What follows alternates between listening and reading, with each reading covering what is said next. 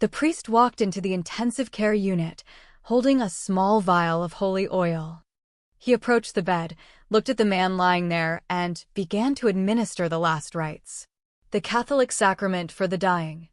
On the bed was the reigning Formula One World Champion, Niki Lauda. Only you wouldn't recognize him. His head was wrapped in thick, blood-soaked gauze. His right ear was burned off.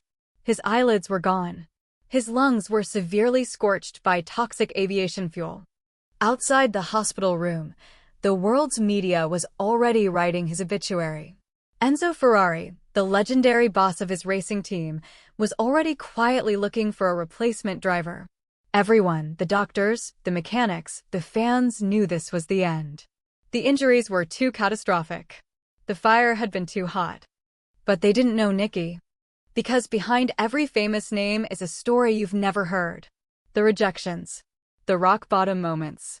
The grind that nobody saw. And this? This is the story of a man who looked the Grim Reaper in the eye and told him he had a race to finish. To understand how a man survives an 800-degree inferno, you have to understand the fire he walked through before he ever got into a race car. Niki Lauda was not supposed to be here. He was born into the absolute upper crust of Austrian society. The Lauda family were elite bankers, titans of industry. His path was laid out for him since birth: wear a tailored suit, sit in a plush boardroom, and expand the family's immense wealth. But Niki didn't want the boardroom. He wanted speed. When he told his grandfather, the ruthless patriarch of the family, that he wanted to race cars for a living, he wasn't just told no, he was annihilated. His grandfather completely disowned him. He cut him off from the family fortune and used his immense banking influence to ensure that no Austrian company would ever sponsor Niki's racing career. He actively tried to destroy his own grandson's dream. Niki was isolated, broke, rejected by his own blood. Most people would have given up and put the suit on. But Niki did something completely insane. With zero backing and no safety net, he went to a rival bank and took out a massive, life-ruining loan against his own life insurance policy. He took that borrowed money and simply bought his way into a Formula 2 seat. It was a terrifying gamble. If he wasn't fast, he wouldn't just lose a race. He would be bankrupt, destitute, and humiliated. He literally bet his life on his own talent. And the gamble paid off. His cold, calculating brilliance behind the wheel caught the eye of the legendary Enzo Ferrari. Niki paid off his debts, clawed his way to the top of Formula One, and won the World Championship in 1975. He had beaten his family. He had conquered the sport. But his greatest, most horrific test was waiting for him in the forests of Germany. August 1, 1976. The Nürburgring. It was a 14-mile ribbon of treacherous asphalt twisting through the Eifel Mountains. Drivers called it the Green Hell. And on this day, it was raining. The track was slick, unpredictable, and deadly. On the second lap, traveling at 140 miles per hour, the rear suspension on Niki's Ferrari snapped. The red car snapped right, violently smashing into the dirt bank. The impact was so severe that Niki's helmet was ripped clean off his head. The battered Ferrari bounced back onto the track, directly into the path of another driver. A high-speed T-bone collision followed. Instantly, the Ferrari ruptured, erupting into a massive fireball. Niki was trapped, pinned in the cockpit, engulfed in an 800-degree inferno. Because his helmet was gone, his face was completely exposed to the flames.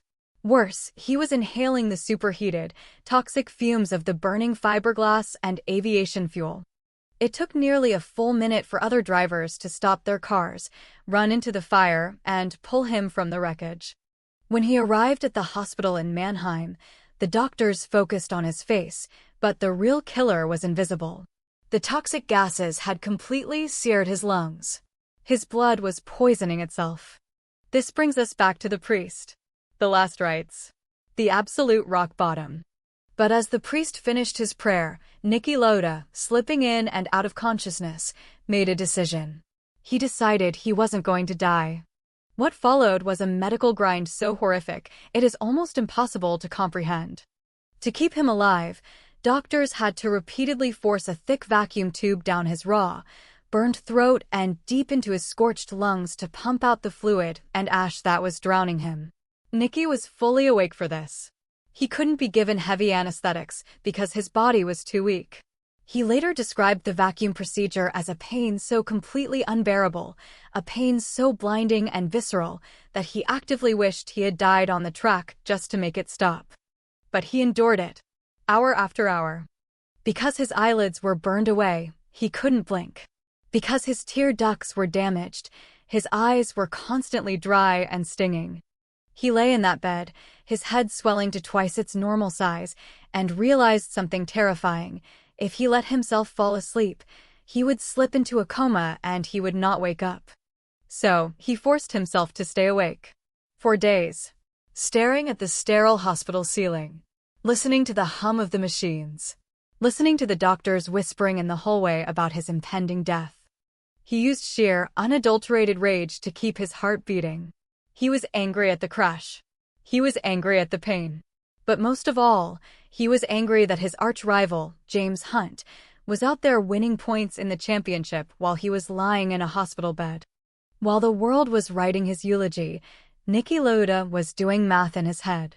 He was looking at the racing calendar, calculating exactly how many days it would take him to get back in the car. The Italian Grand Prix at Monza was scheduled for September 12th, exactly 40 days after the crash that nearly incinerated him. Against the screaming objections of every doctor in the hospital, Niki checked himself out. His burns were still raw red meat. They hadn't even begun to fully heal. He had skin grafts taken from his thigh and grafted onto his face. Ferrari was stunned. They had already hired another driver to replace him. When Niki walked into the Monza paddock, they looked at him like he was a ghost. And in a way, he was. The physical grind was obvious, but the mental grind was a quiet, suffocating terror. When Niki put his racing suit on and went to sit in the Ferrari for Friday practice, the trauma finally hit him. As he slid into the tight, dark cockpit, the exact same environment where he had nearly burned to death just weeks prior, his body rebelled. He was paralyzed by a massive, debilitating panic attack. His heart raced, his breathing went shallow. His primal instincts were screaming at him to run away, to survive. He got out of the car. He went back to his hotel room. He lay on the bed and stared at the ceiling, just like he had in the ICU. He systematically forced his brain to dissect the fear. He analyzed his panic with the cold, calculated logic of a banker. He told himself the fire was in the past. The car was a machine. He was the operator. The next day, he walked back to the garage.